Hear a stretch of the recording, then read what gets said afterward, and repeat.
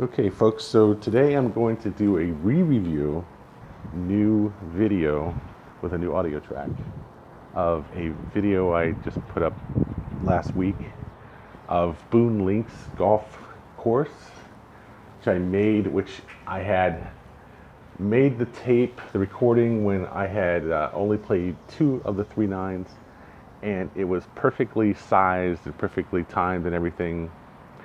And I did not want to spend the time at the time because I had been having a super busy week at work.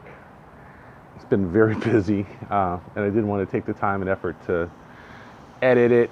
It was just a pain in the butt in terms of making the images 7 seconds instead of 10. And when I added the photos I took for the third nine, I actually went back and played the third nine.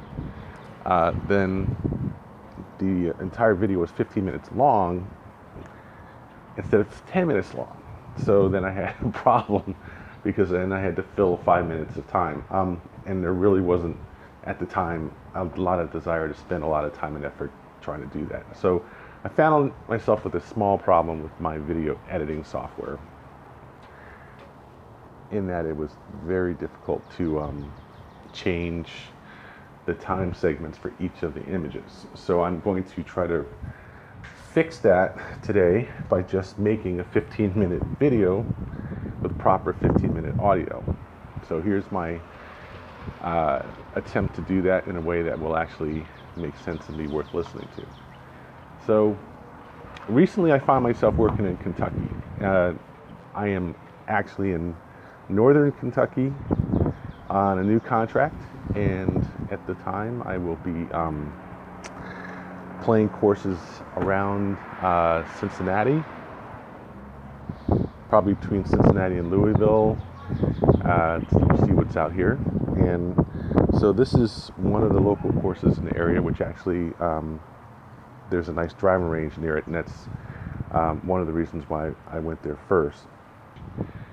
Very nice driving range, actually, that has shot tracers and everything, shot trackers. Although they're a little bit less than accurate in terms of watching my shots, head left and right off the tee. But anyway, so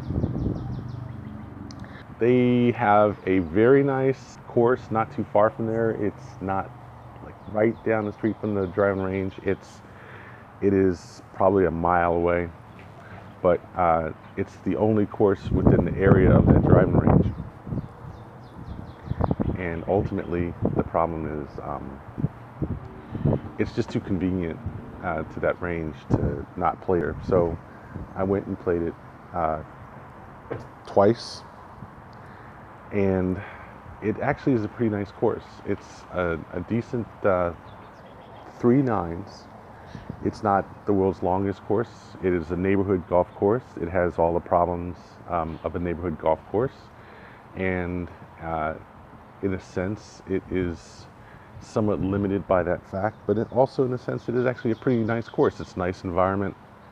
The grass here in Kentucky is very nice. It's well watered, I can tell you that, from the rains that we've had in the last couple of weeks, and it is not a bad place to play golf. The weather right now is very, very nice. We just had a big series of rains come through the week.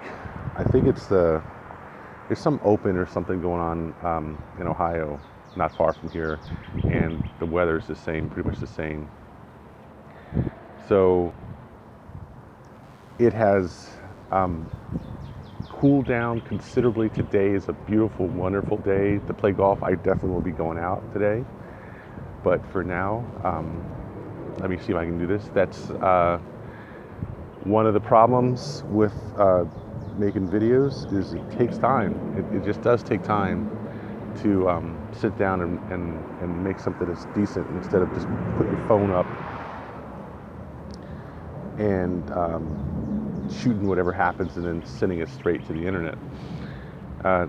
So long story short, 2 of the 9s are a total of 6,500 yards together, and I will say those are the center and left 9s. And then the other 9 is about 2,600 yards, and that is the right-hand 9. of course it starts getting windy. So what happens is you end up the first 9 is a fairly benign 9-hole course. The second 9 is somewhat more aggressive and difficult, no question, absolutely, definitely steps up a notch. I'd say the first 9 is probably about a 120, 125 slope, and the second 9 is more like a 130. The third 9 is probably about a 130 also, but that's on a 2,500 yard 9, and it is definitely a challenging 9. The real thing about it is it's short but tough. It's not really hard, it's not super hard, but it's not easy at all. It's a good challenge for people who like to play on tight courses. And the only real problem I think with this course, if it has any real problem, is that so much of the course has houses bordering it that while even though they're not really on the course, they're still close enough. They're I don't know, 50 yards away from the fairways and things like that. So it's easy enough to put balls into someone's backyard. I think you could even possibly hit someone's house if you really were really sloppy. Certainly on the what they call the number 11 hole, which is the middle course, second hole, which is a sort of a Z hole. It's you tee off and then you go left and you go right to the green. And that first tee shot has a house sitting right off to the left of the landing area, and the house is curved back way to the left, but still that first house is right there. It would not be much trouble at all to put a ball into that house off the tee, especially if you're playing from the back tees and you're not up front.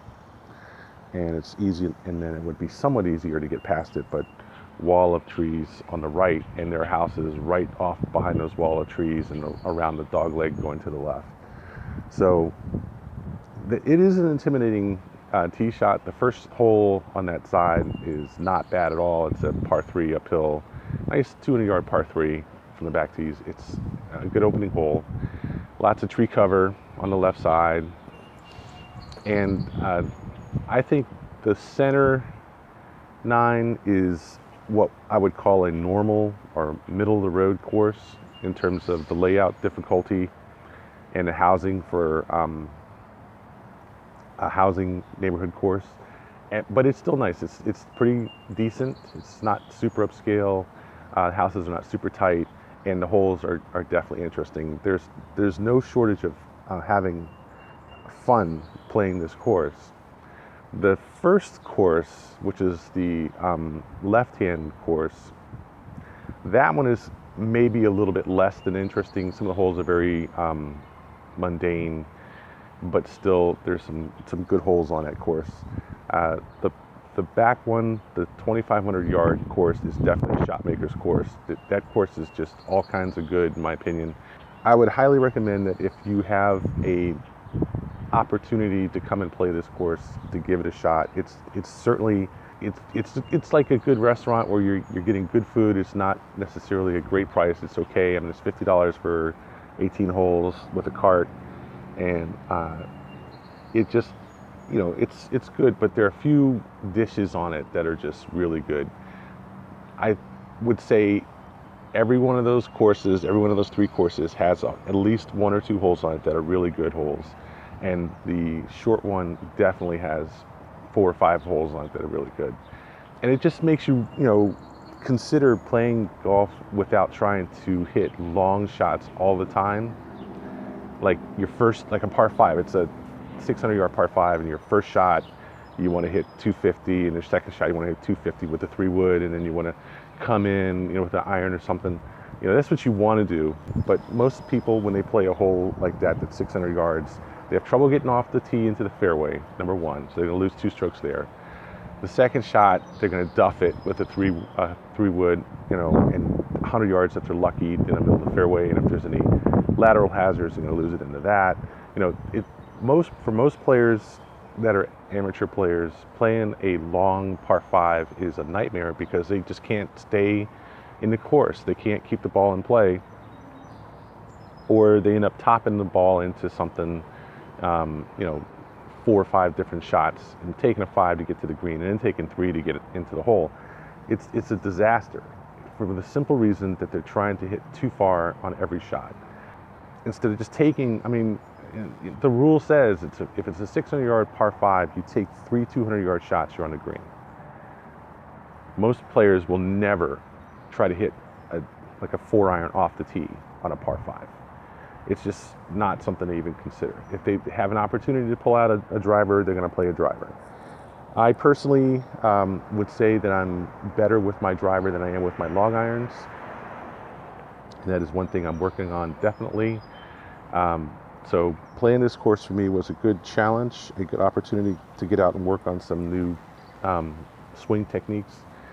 But also at the same time, it was a fun course to play. I mean, it just was a fun course to play. So I can't complain about it at all. What I can complain about is people who live near the course talking loudly or playing a lot of music or playing loud music in their cars or driving by the neighborhood honking their horns or walking on the course during play. And I think that's a fair complaint for anybody in any golf course where you're paying $50 to get on the course and some jerk off comes walking down the course like it's a walking path or some place to walk their dog. I keep saying this, and I don't know, I think people who live in a course or near a course just don't have a grasp of this concept. The fact that you live in the area near a golf course does not mean that you have carte blanche to just walk out on the course. And I think that's the issue that a lot of people don't understand. Maybe in some courses or some places they do. I don't know, But I personally don't like seeing people walking up a fairway talking when I'm trying to hit a ball in their direction, for a number of reasons, or away from their direction even. Out there walking their dog in a golf course, letting the dog take a dump in the middle of the fairway, that kind of thing. I mean, it's ridiculous. So that's one thing I have a real problem with when I go out to play golf in a neighborhood course is people who don't respect the players on the course, people who don't respect the course, people who just act like complete jackasses. But the problem is you have that problem no matter where people live because there's always going to be someone like that. You can't escape that problem in life. There's always going to be some jackass around there, always. So in any case, I can't say that this course is better than a wide open course. There's certainly a wide course that's got plenty of room for you to go out there and hit balls and as far as you can or whatever. Has its own strengths and weaknesses. It can be exceptionally hard to put a ball into a fairway or even in play when you're trying to hit it as far as you possibly can. And for those who are more concerned with hitting it as hard as they can rather than hitting it into play, a wide fairway course has a lot of appeal. You don't have to worry about houses as much. There definitely are not any houses or residents, sitting near or on a fairway. It just opens things up. It takes a lot of distractions out of play, and it lets you get out there and just enjoy the course. There's no doubt about that. This is not one of those courses. I can tell you right now, probably 85% of the holes, there will be some houses in play off the tee, your second shot, and probably even to the green. There are a few houses where you're literally surrounded on three sides. A few greens where you're literally surrounded on three sides by houses. So that's my 15 minutes of fame here. The course I've reviewed here is Boone Links Golf Course. It is in Erlanger, Kentucky, which is about 15 miles outside across the river from Cincinnati. And it is actually a very, very nice course to play. I would definitely recommend it. Nice clubhouse and everything. Not exceptional, but still good. So in any case, I hope that you're out having fun sometime this week, enjoying the weather we're having here in the eastern central part of the United States. Is fantastic, and I'm heading out to.